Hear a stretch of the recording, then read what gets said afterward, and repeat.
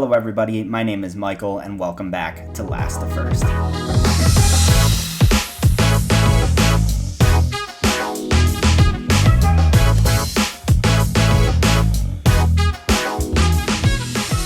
Wow, what a race the Dutch Grand Prix was. That was probably the best one of the year, I would have to say so far. Super interesting, just pure chaos. Definitely great to have Formula One back after a long summer break, and to get a good race like that, it was definitely well worth the wait. So that was awesome. I still can't get over it. But let's go into the race, give you some of my reactions and kind of recap the race. Also be on the lookout for another podcast about reacting to my predictions, because if you saw my previous video about the predictions, then you'll know that I was vastly wrong. So let's go over the finishing order first. Of course, P1 Verstappen still managed to win throughout all the hecticness. Definitely an incredible drive by him. Followed by Alonso in P2, Gasly P3, Perez P4, Sainz P5, Hamilton P6, Norris, Albon, Piastri, Ocon, Stroll, Hülkenberg, Lawson, great drive from him, Bottas, Tsunoda, Magnussen, and then 4 DNFs with Russell, Zhou Guanyu, Leclerc, and Logan Sargent. So, yeah, let's just start with the beginning of the race. I mean, that was just pure chaos. Like, they were talking about the rain was going to be coming, and I feel like I just refuse to believe it sometimes, because they always talk about the radar bringing the rain, and it just doesn't always show up. But literally by the end of lap 1, it was completely downpouring, and it was chaos. I thought it was very clear that everybody should have pitted for inters.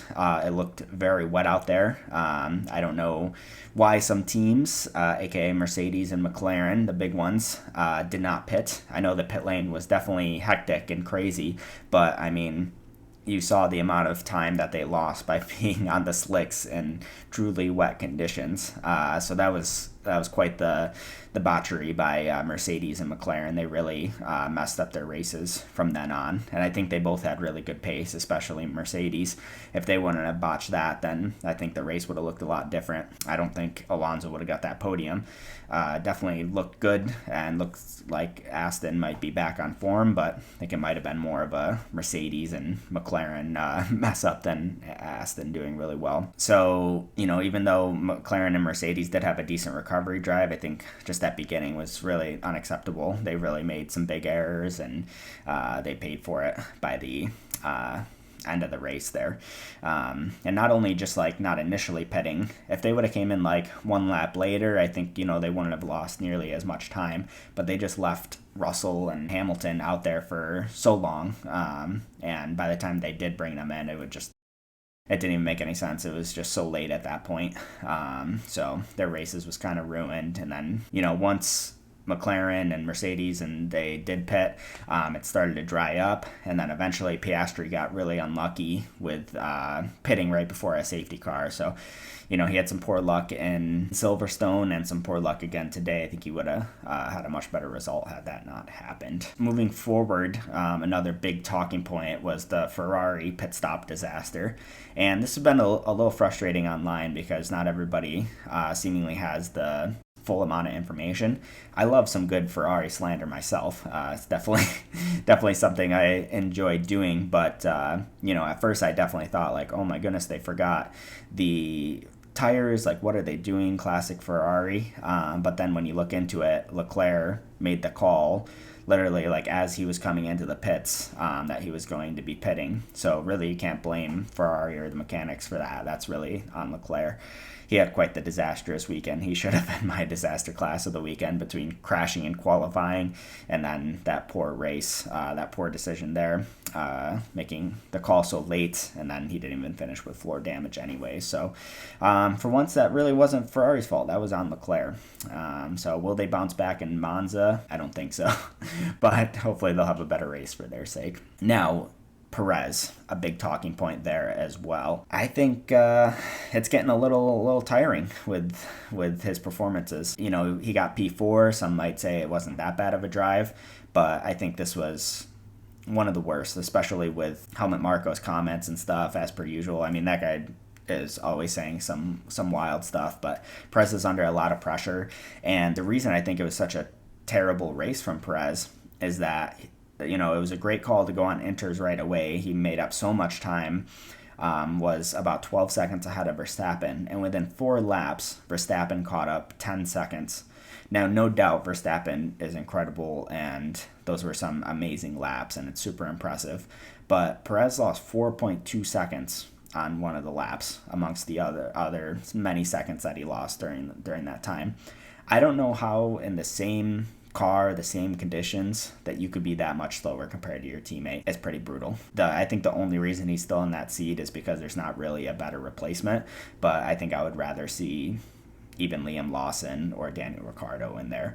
I'm not sure that either of those are going to happen, but I think Perez is not performing good enough, even though I totally understand that Verstappen's at an incredibly high level right now. I think Perez is just not doing good enough. Now, between his own just slow pace, Red Bull also had some of its first blunders of the year, which I was surprised.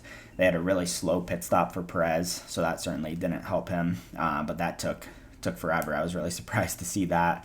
And then they also called him in to do a pit stop when Zhou Guanyu crashed into the wall, and it was clear as day that was going to be a red flag. I'm not sure why they did that at the minimum a safety car, but it was always going to be a red flag with how rainy it was and the crash. I mean, like some gravel, some feathers go on the track and they throw out red flags these days. So that was always going to be a red flag. But Red Bull made the wrong call there, and it kind of messed up Perez a bit. But still, his pace certainly wasn't good enough to be beating Verstappen by any means. Oh, and I almost forgot that Perez sped in the pit lane as well, so he certainly didn't help his cases there either. So rough one for Perez there. Now, Yuki Tsunoda, both the AlphaTauri drivers we'll get onto, he was having a really great race. Tsunoda was showing some good pace and holding off some really fast cars behind him like Albon, and yeah, he had a really good race. It was looking like he was going to be on for some points, but I think AlphaTauri really threw away the points with keeping him out so long on the softs. I mean, he should have just followed what the other cars were doing around him, and he just got gobbled up, and then he made an error by running into the side of Russell and broke off some of his wing, so I don't think that helped his case at all by any means, but definitely still a good drive, and probably a good drive that he needed with all this nonsense going around with Ricciardo, Lawson, Perez. He definitely needed that one. Now, on the other side of the garage for AlphaTauri, Liam Lawson, I mean, what more could you ask for from, a rookie under those conditions? He had one practice session that I believe was wet, if I'm not mistaken, and then right into quali that was wet, drying conditions, wet to dry conditions, and then a race that was also chaos. I mean, really impressive finish ahead of Yuki Tsunoda, keep it on the track, didn't make any stupid errors or crash or anything, just kind of kept his nose clear and managed to get a good result. So that was really a nice, quietly impressive debut for Lawson, which was really, really cool to see. Now, Albon, I want to give a special shout out to him as well. He had a really incredible race. I certainly was not expecting the Williams to be so good around this track, but he was looking mighty quick. Really incredible job from him to get some more points on the board for Williams, and he's really looking like a new driver in the Williams now. I mean, he's looking really awesome. Wouldn't be surprised if he gets scooped up by a big team at some point. I'm not sure where he'll go, or maybe he will decide not to if Williams keeps going on the trend that they're going. But it's tough. Even though Williams is on a good trajectory, I'm not sure that they're going to be challenging for race wins or anything like that in the near future. So we'll see. But he was performing super well, getting the most out of that Williams. Maybe can't say the same for the other side of the garage, but definitely a great job to Albon.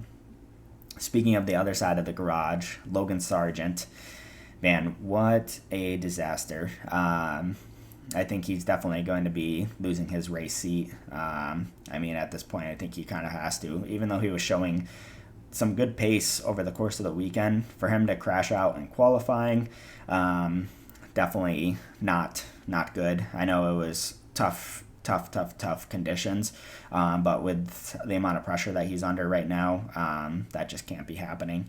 And the race as well, he crashed again, and I guess it was down to some type of hydraulic problem, so can't blame him too much, but that definitely doesn't look good, having 2 crashes like that over the course of the weekend. So we'll see. Maybe since that crash in the race wasn't his fault, maybe he'll keep a seat if he can keep doing well for the rest of the year, but we'll see. I don't feel too good about him keeping his seat. We'll see what happens there. All right, so that was my reaction to the Dutch Grand Prix. What an awesome race it was. Be on the lookout for my reactions to my pre-race predictions, because I was quite wrong with those. But yeah, we move on to Monza, and looking forward to it.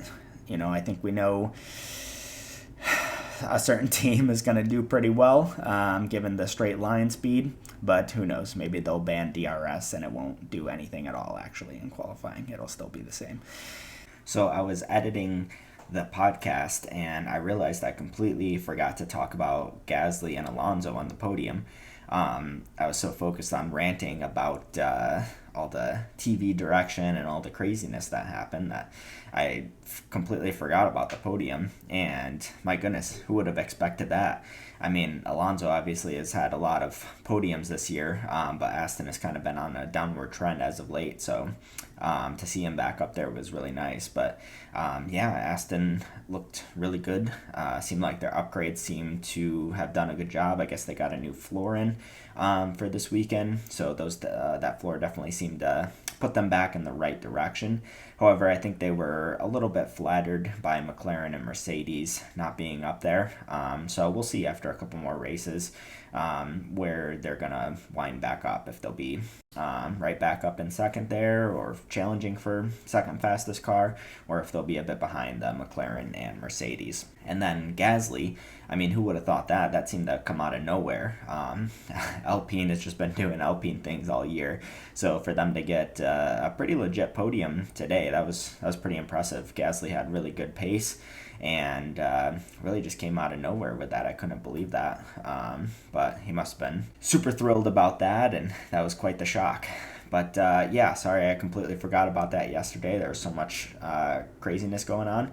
So thank you guys, and see you in the next one.